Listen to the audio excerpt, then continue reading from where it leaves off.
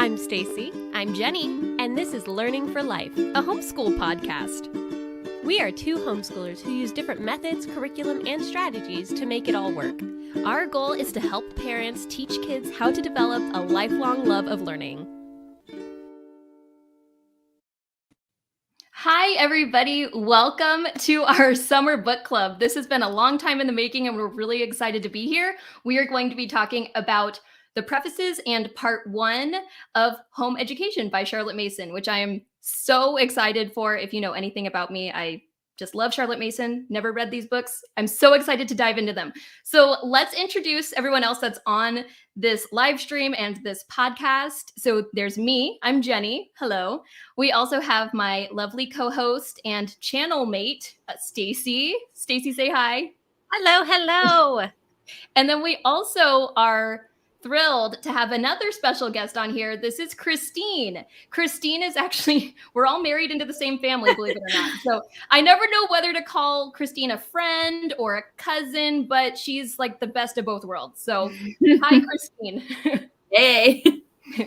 So yeah, we're super excited to be here. And we want to remind you that as we're discussing this book, you can always chime in live in the comments, and we are going to be reading those comments live, and we can even respond if we are able to. Again, we are not super experts, but we just are so excited to discuss this book with all of you.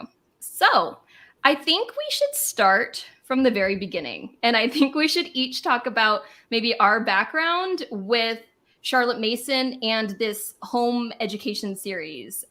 Let's see. Stacey, do you want to start? Sure. All right. Based on the current audience here, both of you are very familiar with Charlotte Mason. I am not a Charlotte Mason person, although Jenny is convinced I will be one day. So I have never read a Charlotte Mason book. I've only learned about Charlotte Mason through watching Jenny's videos, because I do that too. And that's about it. So this is my first time. I got the modern English version of the book. I didn't get the big kid version. I got the kiddie version, which was very helpful to read through. So yeah, we're going to do this all together, and I'm excited to learn more as we chat. Oh, cool. Yeah, I think you'll be the voice of the people that don't necessarily identify as Charlotte Mason homeschoolers, but do still have thoughts on her methods and like what they can take away from it. So I think that's great. Okay, Christine, go ahead and tell us your background with the Charlotte Mason method and the home education series. Awesome. So I am a second generation homeschooler, and I was the kid that swore I would never homeschool my own kids, but here I am and I love it. I use the Charlotte Mason method with my own kiddos, and I'm like really a product of Charlotte Mason. So this is kind of a cool, like full circle moment. So this is the first year that I've ever read her volumes, but I was homeschooled using the Charlotte Mason method. So it's been so cool to walk through these books and just see, like, there are things that I think or believe, and I'm like, oh my goodness, like that's because of Charlotte Mason. I had no idea. So I'm really excited to be going through this. And excited to just learn alongside y'all. Perfect. Yeah. And this is why we wanted Christine on the show, because she has a special, I guess, kind of perspective about Charlotte Mason. And she and I talk about Charlotte Mason all the time. That's basically all we talk about. Yeah. So, so really quick, just a little about me. I am one half of Kids Learning for Life. I'm kind of the Charlotte Mason, Shakespeare, handicrafts, side of things.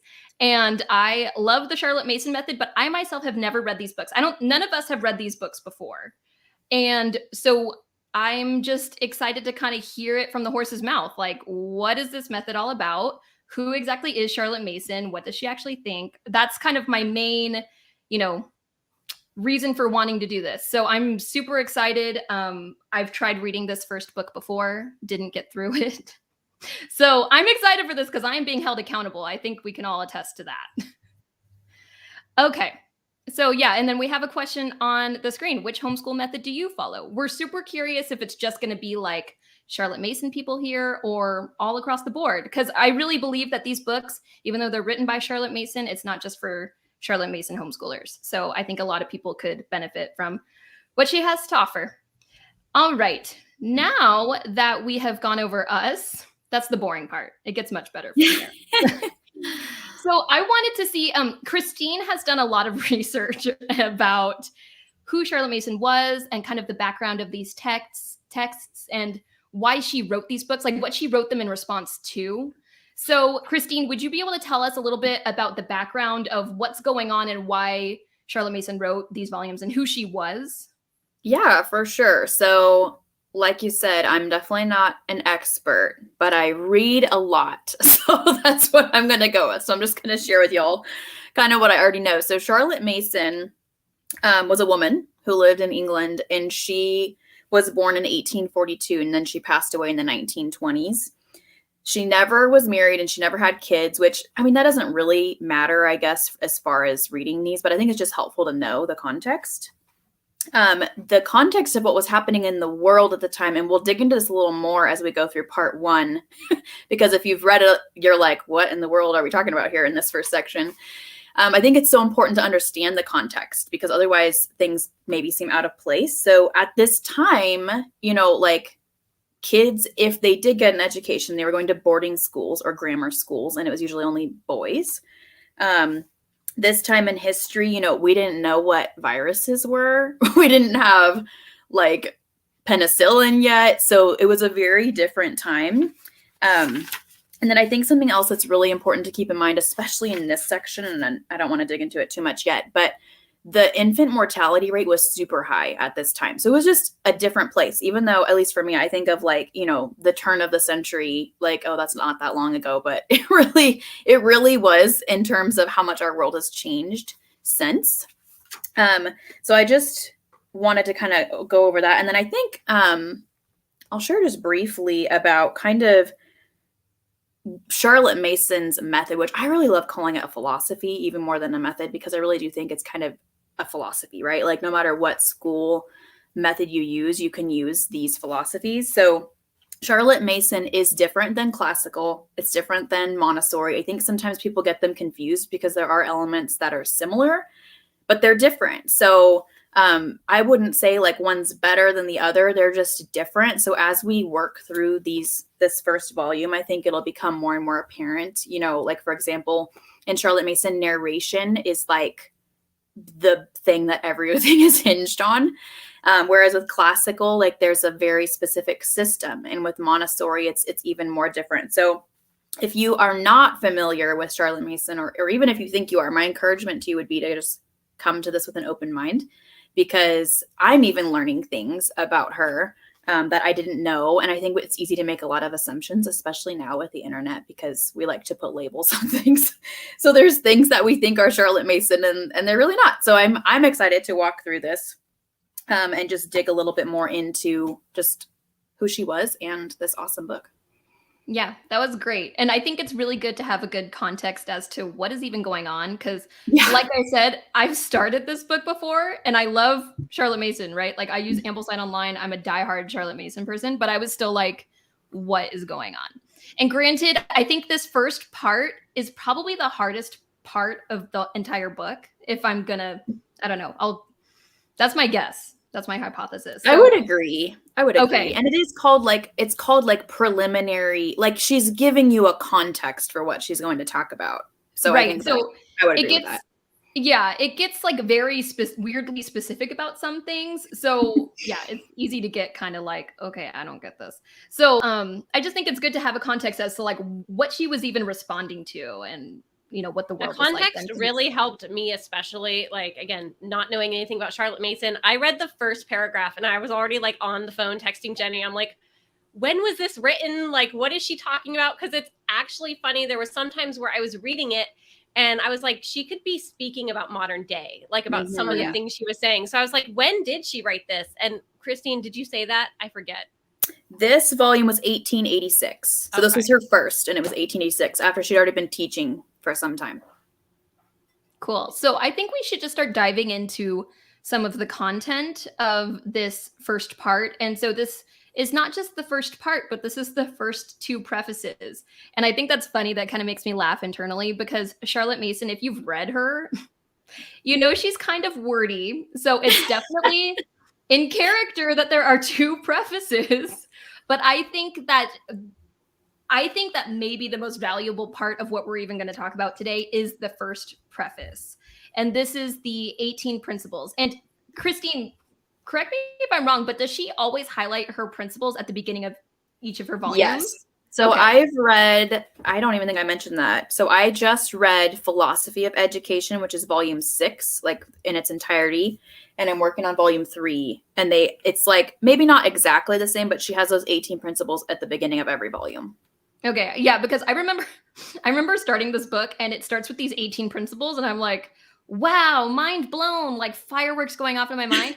And then you get into like the actual first part of the book and you're like, okay, wait, what is Right. this? So, like, Where are we going? Yeah. So I think that's like one thing to keep in mind. If you haven't yet read this section of the book, you're going to be like, every line of the first preface is going to be like, wow, wow, wow. And then it might slow down a little bit, but that's normal because that's what she does at the beginning of her volumes.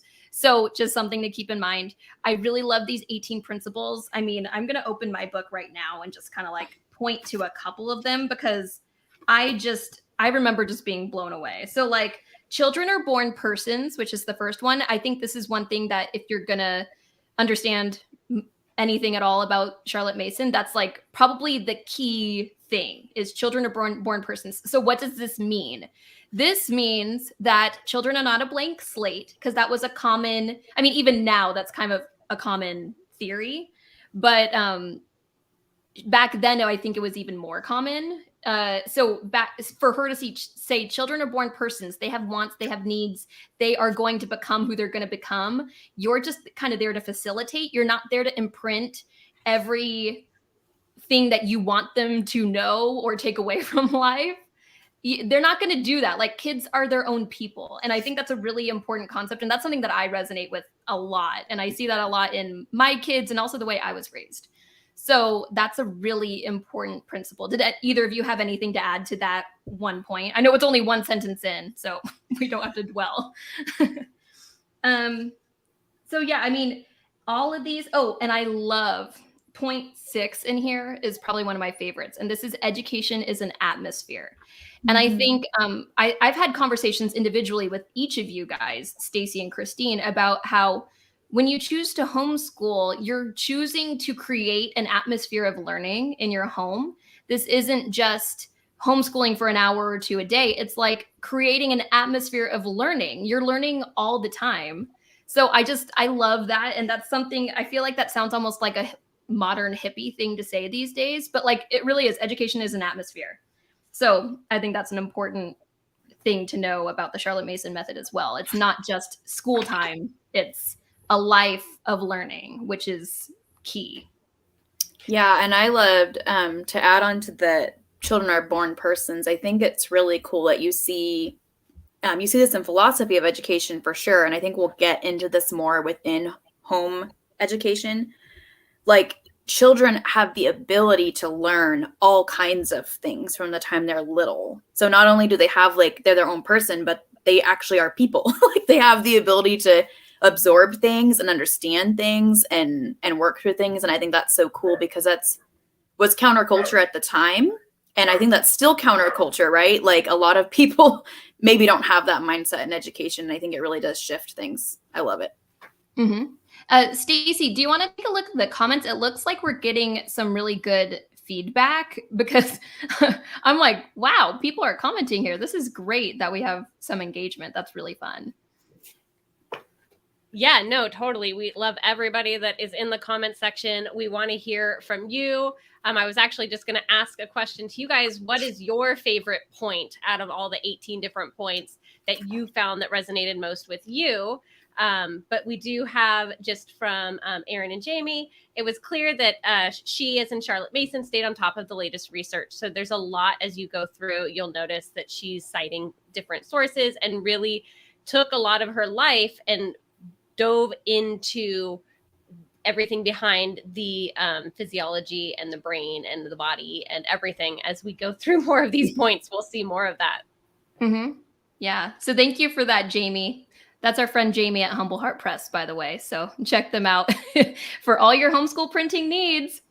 Okay. So are there any other points in this first preface that you guys want to go over while we're here? Because I mean, each one we could honestly talk about for a whole episode if we wanted to. But are there any that really stood out to you guys here, Stacey or Christine? Those are the two that I love. What? Yeah. Number 8, education is a life. And it kind of stems from the education as an atmosphere, but just making sure that you are like, it's not just a strict setting. It's going to be an entire like way of life that you look at education as. Yeah. And I like in point 8 it says the mind feeds on ideas. And you'll see this a lot in Charlotte Mason's writings. She talks a lot about education, kind of like a feast or a meal. And I love that because I think that's genius because it's so true. Like your mind needs good stuff to eat. You're not going to feed your mind. You're not going to want to feed your body junk food. So why would you feed your mind junk food? And I think a lot of what we're sifting through here is what is the junk food and what is like the good protein, veggies, everything. So that's something, I mean, these are just little tiny points, but yeah, they're all so profound. Yeah. Children are born persons is my favorite. Yeah, that's another comment we just got on the live stream. And I love that one. I think it just encapsulates so much. Just that one sentence. It's really, really cool.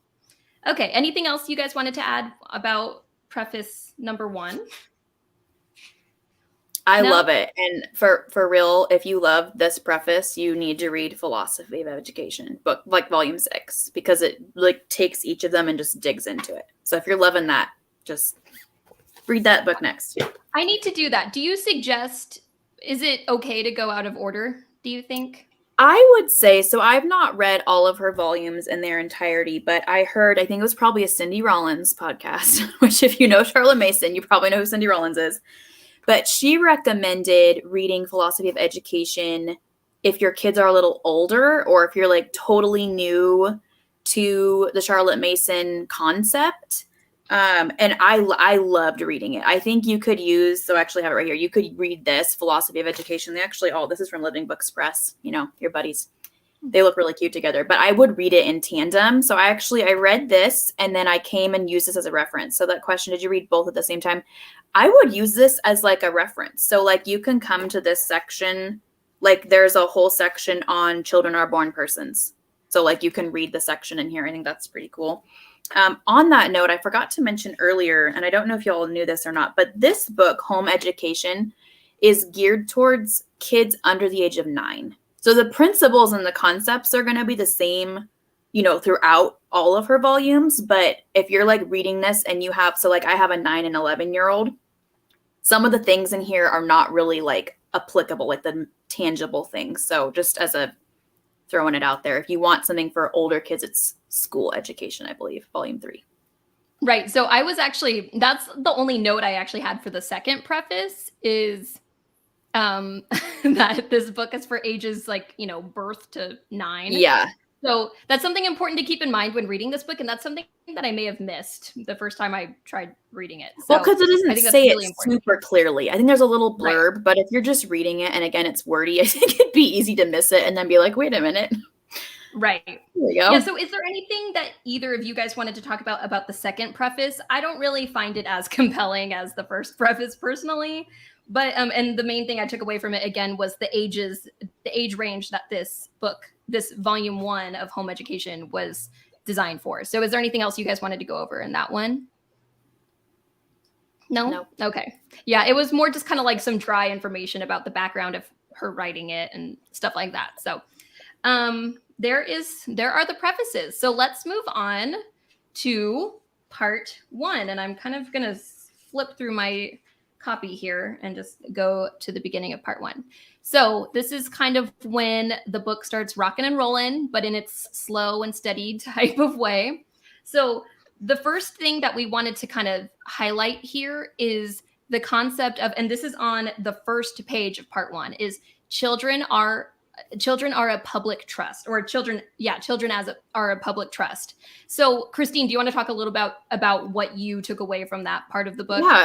Yeah. I love this. And again, I feel like this is something that's not just for like homeschool families. Like I wish that more people would read this book, even if they're not going to homeschool their kids. I mean, obviously, like, we all homeschool, and I think it's amazing because it's true even if if your kids go to a different type of school.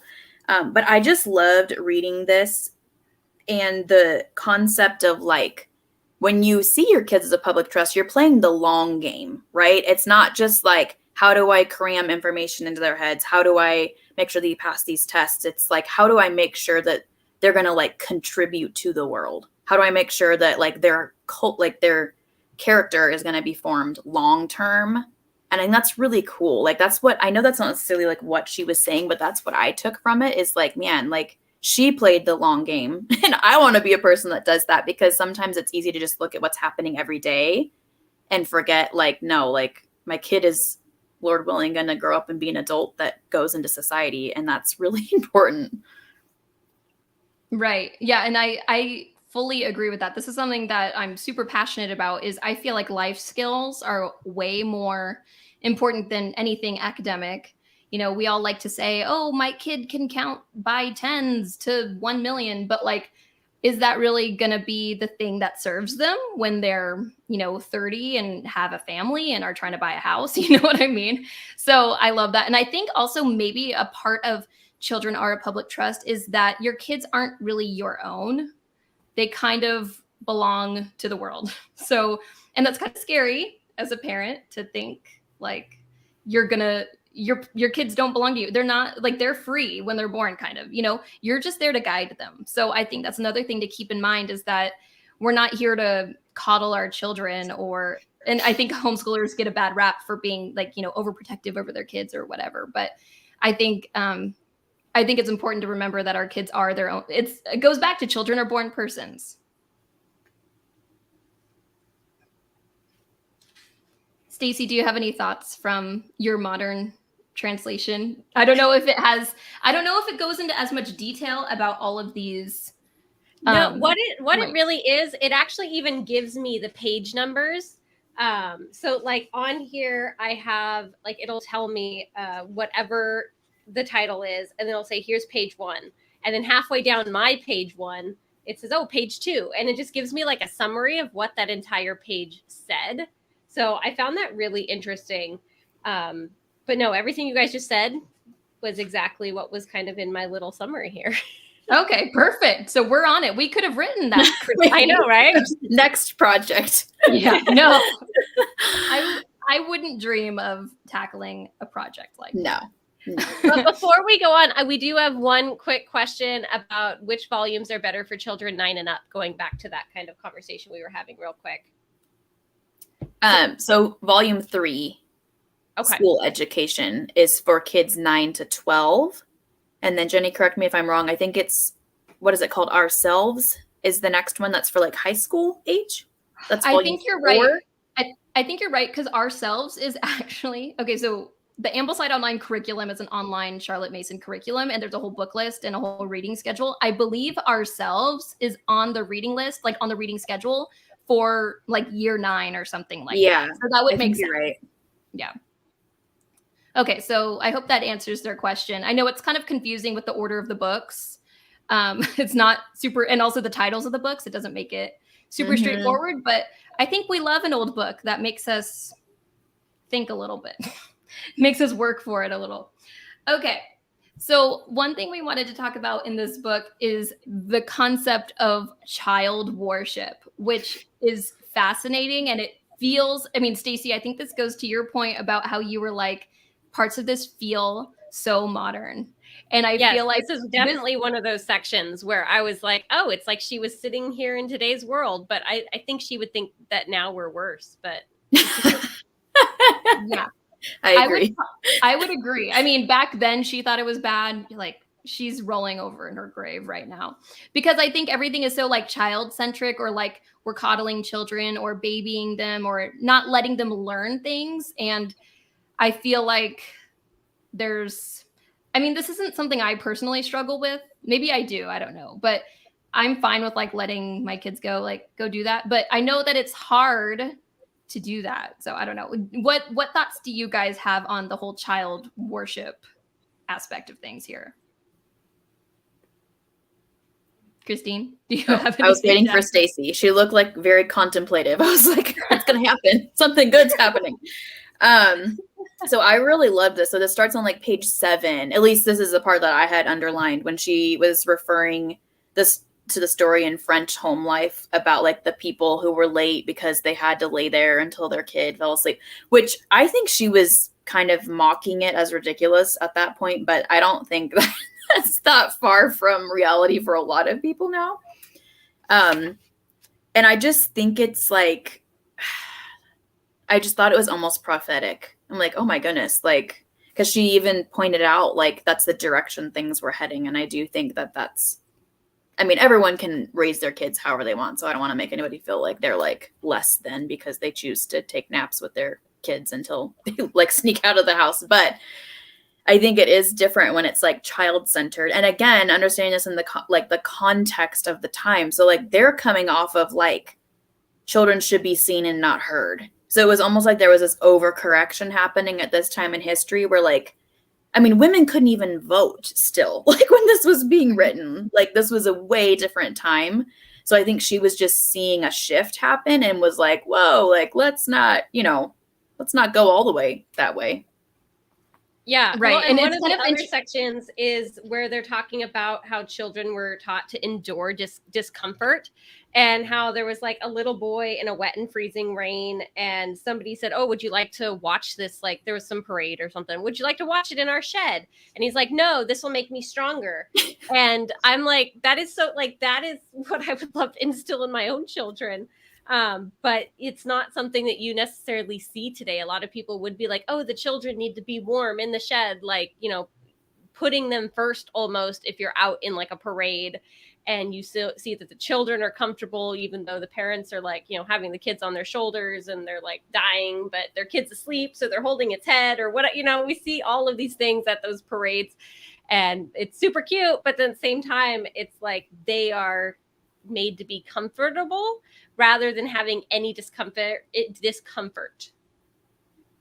Yeah, and it's not even just that we're trying to it almost feels like these days we're not even just trying to keep our kids comfortable, but it's almost demonized if you do the opposite. Like, oh, don't leave your kid out there. I don't know. I just remember I have this memory of when I was a kid. I really wanted to carry my dad's backpack. We were at some fair, so we're walking around all day. And I was really small for my age. Really, really small. And so I was like walking around. I probably looked like a 3-year-old carrying a backpack. And I remember someone coming up to my dad and being like, why is she carrying your backpack? But it was like, it was making me stronger. And I wanted to carry it. I wanted to do that. I wanted to have that experience, like be more like a grown-up, and it's just kind of interesting the way we see children these days. It's very different. And it's so back to what you were saying, Christine, about like an overcorrection type thing. So back then there was this overcorrection, seen and not heard. And then now, well, actually, I don't know exactly the chronology of this, but I feel like, now we're back to that place where it's like, or now we've overcorrected the opposite way. And I don't know. Do you guys think that do you think that like this world that Charlotte Mason is envisioning and is describing as like the best way to educate kids, do you think that will ever become the norm? I'm curious what you guys think about that. I don't know. I feel a change in the air. I feel like it may be, but maybe it's just because I surround myself with people like this now. So it feels that way to me, but I don't know about the greater collective consciousness if like this is something that would resonate with people, like to not coddle children, children are born persons, all sorts of things. I don't know. That would be interesting to, I don't know. I wish we could do a big, huge she wrote this in what, 18 something we just said? 1886. So, and I mean, I don't think it ever fully went this way from that time. I feel like it's gotten worse.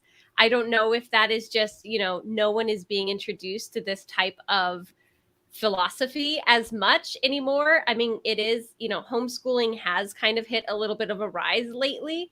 So if that, has people looking into homeschooling and looking into other philosophies rather than just your government education, I think there's hope, but we're still, I feel like, a long way off from getting anywhere near what Charlotte Mason had imagined. Did you have something, Jenny? Or? No, go ahead, Christine. So, as I feel like I'm the person that's like the context. I just keep saying this. No, this is great. I'll be that lady, okay? We need the context. So, the philosophy that she created really was mainstream for a long time in Europe.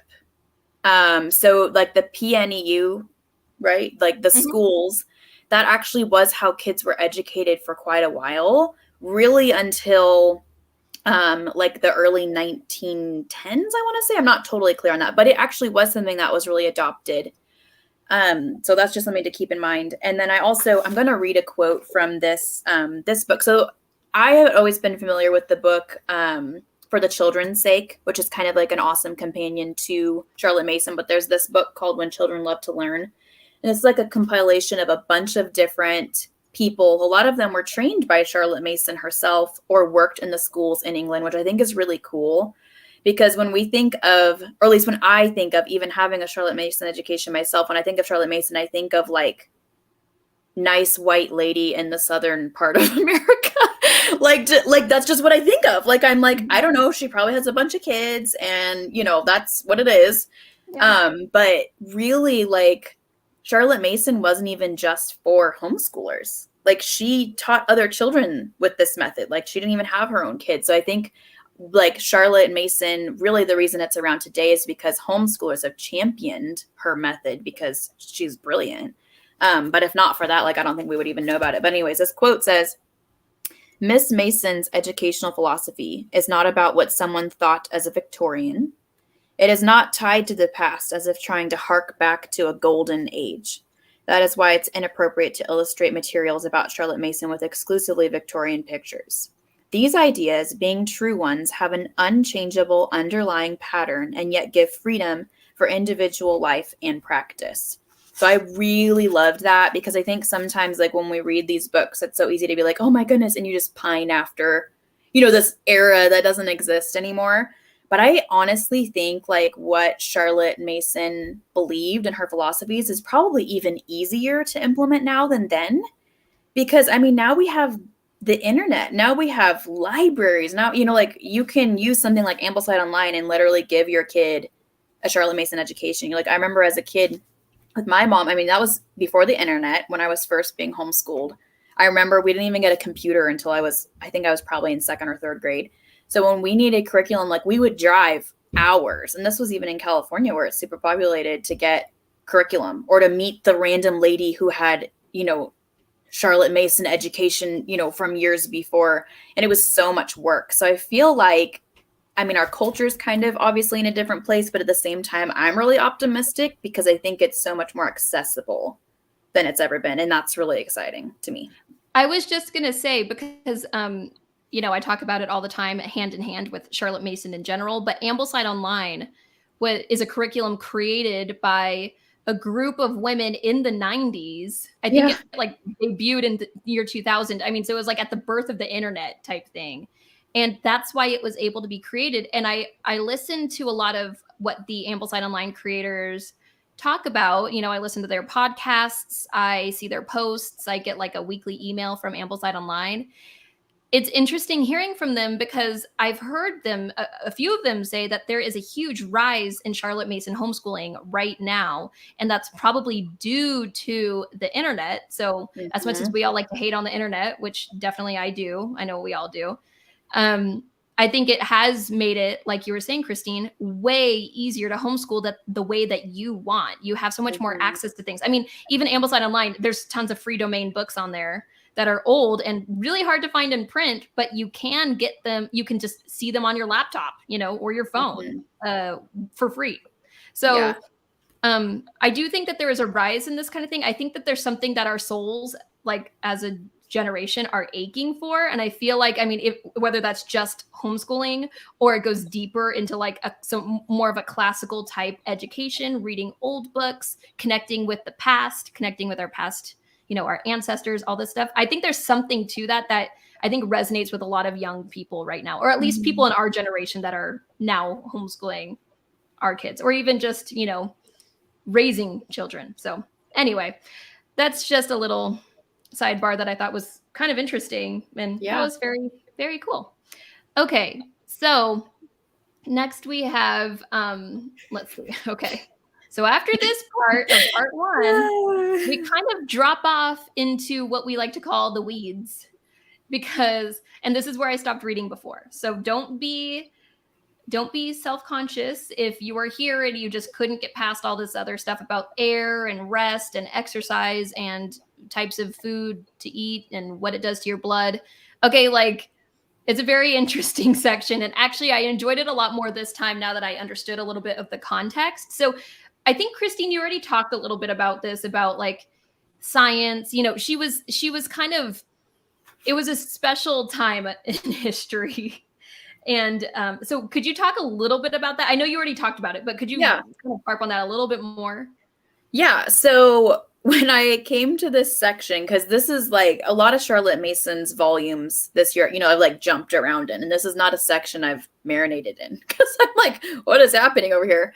So just this week when I was rereading this, I came to this and I'm like, okay, like I had a really, really smart mentor tell me once, like when you are reading anything, like this is especially applicable to the Bible, but really anything, and you get to it and you're like, what in the world are they talking about? Like take a time out and figure out what the context is, because more than likely it has something to do with that. So don't get discouraged or be like, this is a bunch of garbage, like understand the context. So at this time, like I mentioned, you know, the infant mortality rate was 1 in 3 babies died at this time in England in particular. And 1 in 4 children didn't make it to their 5th birthday.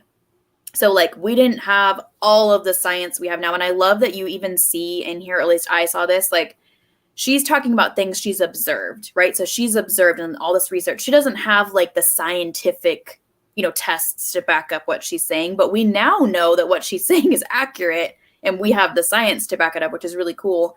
But I mean, you got to think about like, I think it would almost not have made sense for her to cover all of this, because if your kid didn't live, you didn't have a kid to educate anyways. I know that sounds really morbid, but these were really basic things. Like the air was really polluted. Oh yeah, I see that on here. Their air was terrible. Like the air in England in particular was awfully polluted. Like you can actually, there's documentaries about this if you're a nerd like that, like I am. Like the air was awful, like from like animal feces and just the sewers, and like the Industrial Revolution had an impact on that. So their air was really bad. So these things seem kind of out of context, but I think when you read it from that perspective of like, wow, like the average woman would have had 1, if not multiple children die at birth or not make it to the time they were 5. So these things were like really important. So it makes sense to start a book about raising little kids with, here's how you can help them live, because it was a big problem back then. And obviously some of it now I would say is kind of outdated, right? Like we don't necessarily need to read the section. I think it was like beef broth. I mean, like there's people that still drink that, but like we're in a way different time. But I think it just helps, because otherwise you're like, what is she talking about?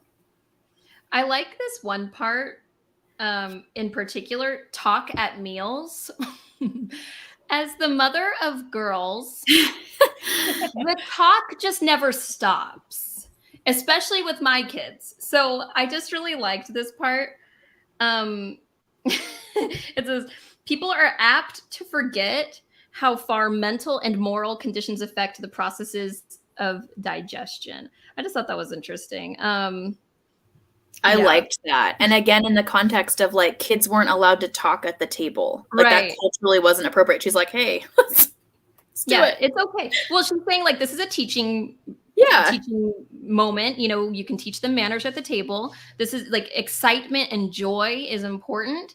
And I don't know, actually, you know, it's so interesting that I brought this up, because we were just talking about how she always equates education to meals, like a feast. Mm-hmm. So I don't know, kind of interesting, because it's like I mean, this still goes back to like an atmosphere of education, like it's a life, you know, because you're teaching your kids all the time. It's not like sit down and shut up. It's like, hey, let's talk about things.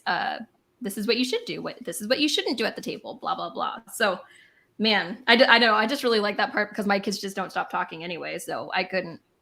Maybe that's why Charlotte Mason works for me, because I know they're boring person. They're definitely their own people. Um, anything else in here that you guys like? Were there any specific points that anyone wanted to bring up? I like that she brings up perspiration, which I know it's easy for us to laugh about right now, but it's like, you know, these things were real considerations and maybe a little concerning. But it kind of makes sense to me, though, to be able to like perspire, because back then also clothes were a little more restrictive, probably in general. So I just thought it was funny to see the word perspiration in here. Mm-hmm. And then I found daily the bath. section. Oh, go ahead. Oh, go ahead. No. I found the section about where she's talking about like caregivers and like children deserve the best of their mothers. And I mean, I felt like she was kind of putting people down that had caregivers for their children, that mothers should be doing that and not send. So, I mean, if you think about it, Christine, you'll have to correct me if I'm wrong. Like, the schools weren't exactly like they were today anymore. So now, like, I feel like if Charlotte Mason heard about all these people sending their children off to school for 8+ hours a day and having this, you know, those people, because she even talks about like, you know, a harsh, rude caregiver causes permanent damage to sensitive children. I mean, you know, we all hear horror stories of somebody's kindergarten teacher or whatever, you know, like there are great ones. That's not, you know, I know there's like great teachers out there that are loving and caring, but then at the same time, it's like it can do a lot of damage if they're not caring like a good caregiver. Yeah, I thought that part was interesting. So I think the thing that's just fascinating to me. So this, again, the context of this, and she did talk about, I think it was this section, or maybe it was another one of her volumes I've read, but people that had money would still have a nurse when their kids were little. And many people had a governess. So like someone in there teaching, especially their girls, because a lot of girls couldn't go to school. But like the older kids, like some people homeschool, but a lot of the older children, she was educating other people's kids. So I don't think she was like shaming that I don't think she was, at least I didn't perceive that. Like she wasn't shaming like, how dare you send your kids somewhere? Because a lot of kids needed to go somewhere when they were older. But it was like just the overall concept of like the people that influence your children have a really profound impact on them. And they need their moms, you know, I mean, that's this section started out talking about that because women were able to start to have the ability to work and these different things. And it was not uncommon back then. I mean, if you read any Victorian literature, you've probably seen like there's a governess and a nurse and the mom is like with the kid like an hour a day. Maybe. So it's crazy. Yeah. So I think this is interesting. And then also to remember, this is like for kids under 9. So like, she was for sure a believer that kids needed to be with their moms and with their families, which I just think is interesting. Oh, I think there's some comments. Sorry, I'm not good at multitasking. You guys, someone else can do that. You were doing great. We need your laser focus here. Okay, so this comment says, it was very specific to the first 6 years of life, I believe, which we now know are incredibly impressionable years. Yeah, that's a really good comment, Jamie. Because, I think... Yeah, I totally agree with that. I think from birth, everything that we do is so important for our kids. So it's just interesting. It's just interesting to see what she has to say about that period of time in a kid's life. Because it's kind of, even for now, let's just say I see a lot of curriculum or people wanting to homeschool their children starting from like the age of 2. And it's like, no, these are important years, and that's not necessarily the best way to spend that time. So and that's something we'll get into, I'm sure, later on in this book, is when to actually start formal lessons. That's a really important thing. Can I add one other thing I just thought of when you were talking? Go right ahead. So another thing that I think is so cool, and I feel like I'm maybe the champion for this because I've kind of experienced a little bit of everything. So like I was homeschooled my entire life, like graduated from high school when I was 15, went to college at 15 with my roller backpack because apparently I just didn't know any better. Hey, those are functional. Anyways, we can talk about that. Yeah. And then my kids have had a little bit of everything. So I've homeschooled them through a charter. They've gone to public school for 18 months. And then I've been homeschooling them exclusively for the past 2 years, like completely independently. And, you know, even when they were in public school for a short time, even when I was using a charter, like you can still implement a lot of these philosophies. And no, it might not look exactly like it, but I think that sometimes it's easy when we're so passionate about something like homeschooling to feel like, you know, not intentionally, but to shame people who maybe can't, or that's just not where they're at. Maybe they're a single parent and that's not an option. But like I've watched my kids reap the benefits of having, you know, like I forget which principle it is, but when she's talking about how education's a discipline and those formation of habits. So like, no matter what your life looks like, I really think that this philosophy applies. So like, don't be discouraged if you're like, well, I'm a stay-at-home dad and my wife is dead. I mean, like, I know that sounds really morbid, but like people have these things. Like I know people that, you know, like for whatever reason, or their grandparents, you know, like people have all different life situations. So don't discount this just because you can't, you know, make it look exactly like it does. Cause it's so good. It's so good. I love it. I fully agree.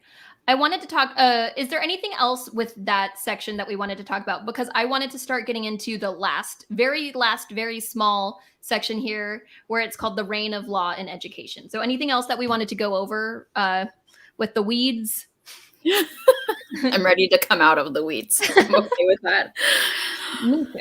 Okay, let's talk about just really briefly the reign of law in education. And I thought this was kind of interesting, and something that we don't always talk about a ton is that the Charlotte Mason method, well, Charlotte Mason herself was a Christian, and she kind of, the Christianity is a big part of the Charlotte Mason method in general. And so she has a lot to say. I mean, you'll even in part 1, we didn't really talk too much about it, but there is a lot of stuff, you know, God is referenced many times. And so I wanted to talk about this last section here. So what do we make of this last section? Because from what I'm seeing, it's kind of like talking about that there is a relationship between the laws of science and the divine law. What do you make of that? Christine, I want to hear your thoughts on this in particular. Oh gosh. You know me, I read this and I was like, can of worms.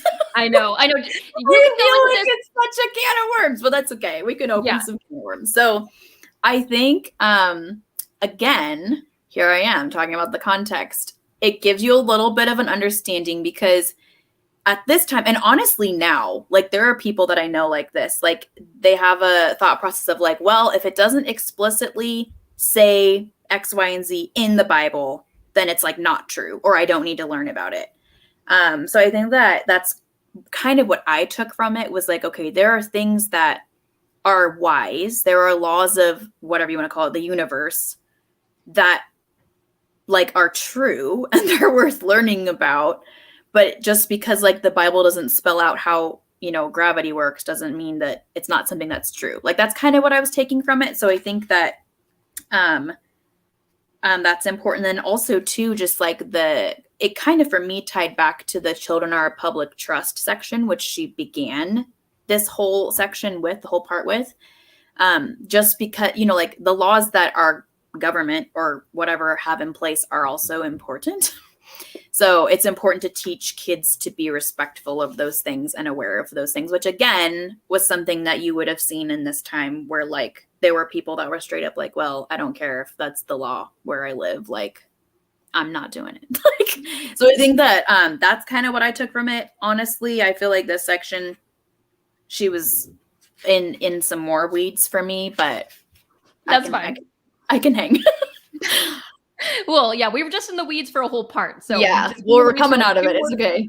Yeah, it was like the last 2 pages, and I don't know, it just kind of like hit me like a freight train because I was like, whoa, this is kind of different. It was a weird way to close the section, in my opinion. I mean, right. Not that I'm doubting what her wisdom was there, but it was just odd for me. I get it. No, that totally makes sense.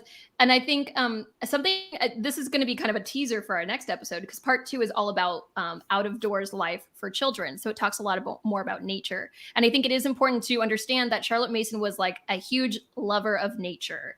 And she found nature to be like one of the best teachers for children. And so it is important to not deny science. You know, it's important to welcome it into our lives, fully embrace it and experience it together. And so I think that's maybe that's another reason why she ended it like this, not only as a bookmark to the beginning of part 1, but also maybe kind of leading into, hey, let's pay attention to science here, because maybe it's a really important subject for us to cover. What do you have anything to add to that, Stacey? Not at the moment. Okay. This last page, I will be honest here. I was like, we were in the weeds and I was like kind of skimming through. I'm like, okay, air, okay, ventilation, got it.